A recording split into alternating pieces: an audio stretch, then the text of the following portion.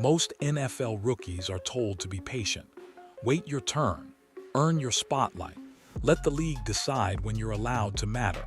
Shedeur Sanders ignored every part of that script and then proved why it was outdated in a single morning. At exactly 10:00 a.m., Shedeur didn't step onto a practice field or into a press conference. He pressed publish. His SS2 logo collection went live, and within minutes it vanished. Not slowly, not selling well, gone. Millions of dollars in inventory wiped out before most fans had finished their first scroll of the day. By 10:08 a.m., the drop was over, and the shockwaves were just beginning. Here, why this moment matters. This wasn't Brown's merch. This wasn't a team-driven rollout. Fans weren't buying a helmet or a logo tied to a franchise. They were buying him, his name, his identity, his confidence.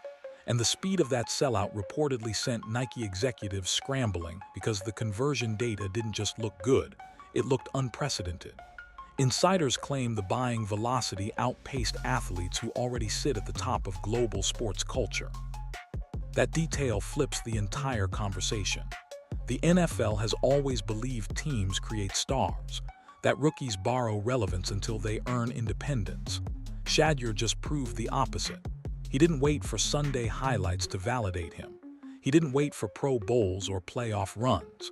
He walked into the league already carrying an audience that moves faster than traditional sports marketing can track. And this wasn't luck. It wasn't a viral fluke. This was the result of years spent building something outside the league's control, an identity that feels authentic to a generation that doesn't care about legacy unless it's paired with personality. That's why the buyers didn't look like the usual NFL demographic. That's why international traffic flooded the site. And that's why this drop didn't behave like football merchandise at all. It behaved like culture. What happened next forced brands, executives, and even rival companies to confront an uncomfortable reality.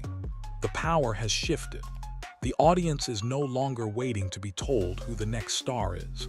They've already decided. And Shedeur Sanders didn't just tap into that truth. He monetized it at a level the league has never seen from a rookie. But this was only the opening move. And once you understand what broke behind the scenes, it becomes clear this wasn't just a successful merch drop. It was a warning shot. What stunned executives wasn't just how fast the merch sold, it was how badly the system misread the moment. Nike didn't treat this like a cultural launch. They treated it like a standard rookie rollout. Conservative projections, controlled inventory, safe assumptions, and every single one of those assumptions collapsed in real time. Within minutes of the drop going live, internal dashboards lit up, servers lagged, warehouses that were stocked for weeks emptied before the West Coast even woke up. Sellout alerts started firing so quickly that teams inside the company initially thought there was a glitch. There was. Demand was simply moving faster than the infrastructure designed to handle it. By the time the first hour passed, it was already clear this wasn't competing with other rookie drops. It was competing with season-long numbers from established stars. That's the part people miss. This wasn't a good launch for a rookie. It was an elite launch by any standard in modern sports marketing. And then came the internal panic. Multiple reports suggest emergency calls were made at the highest levels, not celebratory check-ins, damage control meetings. The kind where leadership wants answers immediately, because when supply chains break due to too much success, it exposes a failure in forecasting power. Algorithms didn't predict this because algorithms don't measure belief. They don't track swagger. They don't understand loyalty built on authenticity. That's when the realization hit. This audience wasn't reacting to football performance. They were responding to identity. The buyers weren't asking if he'd won a playoff game. They weren't waiting on stats. They were buying into confidence, independence, and the feeling that this wasn't another corporate athlete being packaged for them. Even more surprising was who showed up. The demographic data reportedly shattered Nike's internal models. Gen Z buyers flooded the site. Women accounted for a massive portion of purchases. International traffic spiked like this was a limited sneaker collab, not football gear. This wasn't regional fandom. This was global attention. That's when the conversation inside the building shifted from great rookie launch to something much heavier. Because if this kind of demand can exist before a player proves anything on Sundays, then the old timeline is dead. The waiting period is gone, and the league's traditional path to superstardom just got bypassed completely. But the real reason this worked goes even deeper, and it has nothing to do with logos or hype alone. Here's the part most people still don't understand. This wasn't a merchandise win, it was a control win. Shedeur Sanders didn't just drop gear. He dropped proof that the traditional power structure in sports marketing is outdated. For decades, the formula was simple. Play well first, earn attention later, then maybe, if the league and the brand agree, you get pushed as a star. Shedeur flipped that order completely. The audience didn't wait for the NFL to crown him. They crowned him themselves. That's why this launch broke internal models. Nike's system is built around teams, legacies, and long-term performance arcs. Shedeur's brand bypassed all of that because it wasn't built inside league walls. It was built online, in real time, with fans who already felt invested long before a contract or stat line existed. This is where the infinite money glitch idea stops sounding like hype and starts sounding accurate. When you own attention before the league owns you, everything changes. You don't need permission to monetize. You don't need to wait for endorsement tiers to unlock. The leverage shows up immediately. And that leverage is what made executives uneasy. Internally, the concern wasn't just supply, it was precedent. Because once one rookie proves they can generate elite demand without waiting their turn, every future negotiation changes. Brands lose patience. Players gain leverage. The league's ability to pace superstardom weakens. There's also a quiet truth here nobody wants to say out loud. Fans weren't buying Brown's gear. They weren't buying the NFL shield. They were buying him. Strip away the team colors and nothing changes. That's a nightmare scenario for a system built on collective branding. This is why competitors panicked. Reports suggest rival brands immediately started reassessing how they identify next stars. Not stats first, culture first, presence first. Because Shedeur proved something uncomfortable, you don't need MVPs to move product anymore. You need belief. And belief moves faster than performance ever could. But belief alone doesn't last forever. The real test isn't whether fans show up once, it's whether they keep showing up when pressure hits. That's where this story takes a sharp turn, because unlike most hype-driven moments, this one isn't built on empty promises. Hype usually has a short shelf life. We've all seen it. A flashy moment, a viral clip, a loud rollout, and then silence. Sales spike once, attention fades, and reality catches up. That's what makes this situation different. The demand didn't stall, it accelerated. And the reason is simple. This brand wasn't built in a vacuum. Shedeur Sanders didn't appear overnight. Long before the NFL contract, long before the merch drop, he had already been living under pressure. At Colorado, nothing was easy. Protection broke down, pockets collapsed, defenses came free. Yet he kept delivering, not perfect football, but resilient football, the kind that earns trust. Fans noticed that. They weren't just buying style, they were buying toughness. That's why this moment didn't feel manufactured. There was no forced narrative, no league-backed campaign telling people how to feel.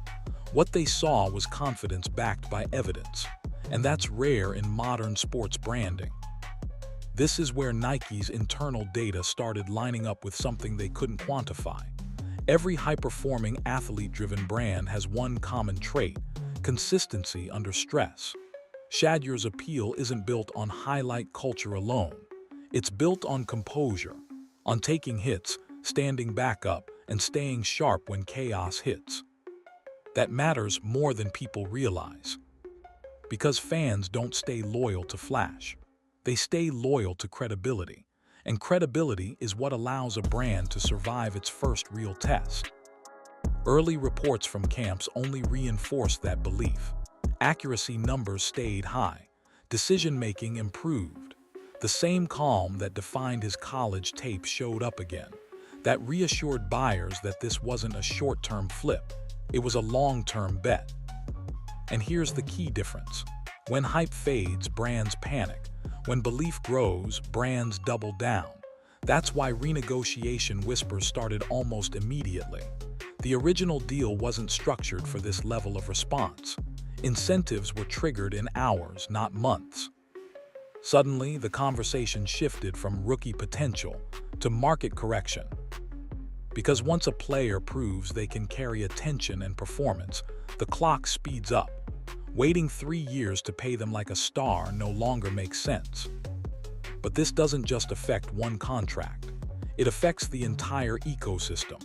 Because now everyone is watching, not just how much he sells, but what happens next when the league realizes the blueprint has changed. And that's where things get uncomfortable for everyone else. Here, where the story quietly breaks every rule the industry has followed for decades. When Nike pulled the post-launch data, the surprise wasn't just the volume. It was who was buying. This wasn't the traditional NFL customer profile. Not middle-aged season ticket holders, not legacy jersey collectors. The surge came from an entirely different direction. Gen Z showed up in force. These are consumers who usually skip team allegiance altogether. They don't care about divisions, rivalries, or even win-loss records. They follow people, not franchises. And Shedeur Sanders fits exactly into how they consume culture. Direct, unfiltered, personal. But the real shock landed in one stat that sent analysts scrambling. Nearly half of the buyers were women. That number alone shattered Nike's internal models. Women's engagement in football merchandise has historically lagged far behind other sports categories. This wasn't supposed to happen, yet here it was, clear as day. Purchases coming from fashion-forward buyers, international customers, and first-time sports merch consumers. That tells you something important. This wasn't a football product. It was a lifestyle product disguised as football gear. The SS Crown logo played a huge role in that. It didn't scream team colors. It didn't rely on logos casual fans didn't recognize. It stood on its own. Clean, confident, flexible, something you could wear without explaining yourself. That's why international traffic spiked. Buyers in Europe and Asia weren't reacting to NFL fandom. They were reacting to aesthetic and attitude, to confidence that translated without context. This is exactly how sneaker culture works.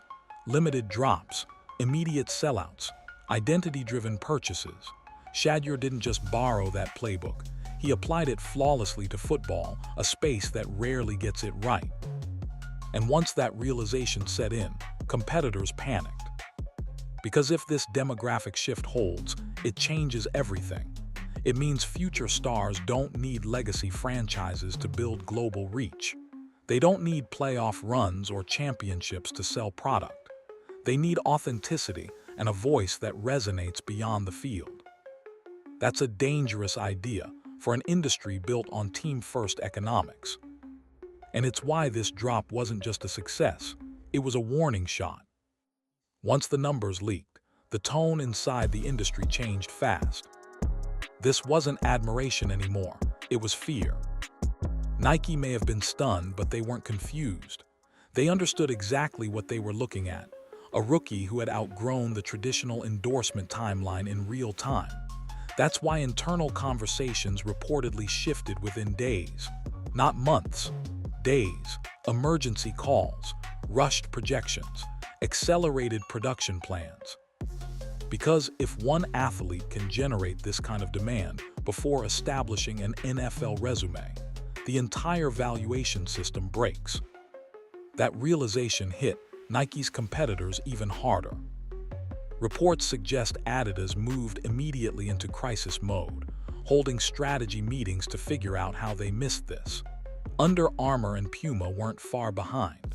Their mistake wasn't passing on Shedeur specifically. It was sticking to an outdated model, waiting for on-field validation before committing real resources. That playbook is officially dead. Shedeur Sanders proved that cultural influence can now outrun performance timelines. And once that happens, brands lose leverage. They can't wait and see anymore. By the time the league confirms a star, the market has already crowned one. That's why scouting departments are being restructured right now. Not around 40 times or passer ratings, but around social gravity, audience loyalty, conversion speed. Brands are now hunting athletes who bring attention with them, not athletes who might earn it later. And here's the uncomfortable truth: executives are starting to whisper. If this keeps working, the next generation of stars won't need shoe companies to make them famous. The companies will need the athletes to stay relevant. That flips the power dynamic completely. It's also why renegotiation rumors surfaced almost immediately. The original deal wasn't built for this scale. Bonus triggers fell like dominoes. Revenue projections had to be rewritten. And suddenly, the question was, how much is this rookie worth? It was, how fast can we lock him down before someone else changes the rules again? Because this wasn't just a win for Shedeur. It was a stress test for the entire sports marketing machine, and it exposed exactly where the cracks are forming. Here's the part critics don't want to admit. Hype like this doesn't last unless the product holds up. And this is where Shedeur Sanders separates himself from every viral athlete that flamed out before the ink dried. Brands didn't just see merch flying off shelves. They started cross-checking why it worked. Engagement, retention, repeat buyers, social traction after the drop, not just during it. That's the difference between a moment and a movement. And the data told a very uncomfortable story. Fans weren't buying once out of curiosity. They were staying, they were reposting, they were asking for restocks, they were tagging friends. That behavior only happens when belief is real. But belief still needs validation. That's why insiders keep pointing to what's happening away from cameras. Camp reports quietly leaking elite completion rates. Coaches talking about his command of the huddle. Teammates already trusting him with checks and adjustments most rookies don't touch for a year. That matters more than any marketing push. Because manufactured hype collapses the moment Sundays expose it. And everyone in the building knows that. Nike knows it. The Browns know it. Even rival brands know it. That's why nobody is backing off. The fans sense it too. They know when confidence is scripted and when it's earned. Shedeur doesn't sell perfection. He sells belief backed by work. That's why the merch didn't feel corporate. It felt personal. This is also why the brand scales globally. You don't need to understand the Browns' playbook to buy into Shedeur Sanders. You just need to recognize ambition, composure, and self-ownership. That language translates everywhere. And here's the key point executives are circling now. Even if the on-field success comes in waves instead of instantly, the foundation is already built. This isn't dependent on one highlight or one season. It's anchored in identity. That's why this moment feels different. This isn't a rookie catching lightning in a bottle. This is someone who built the bottle first and then filled it on demand. This is the part that separates Shedeur Sanders from every other athlete who had a hot moment and disappeared. Trends rely on novelty. Brands rely on identity. What Shedeur has built doesn't depend on one viral clip, one win, or one season. It's rooted in something much harder to copy: control. Control of his image, control of his messaging, control of how fans interact with him. Most athletes become brands after success. Shedeur reversed that order.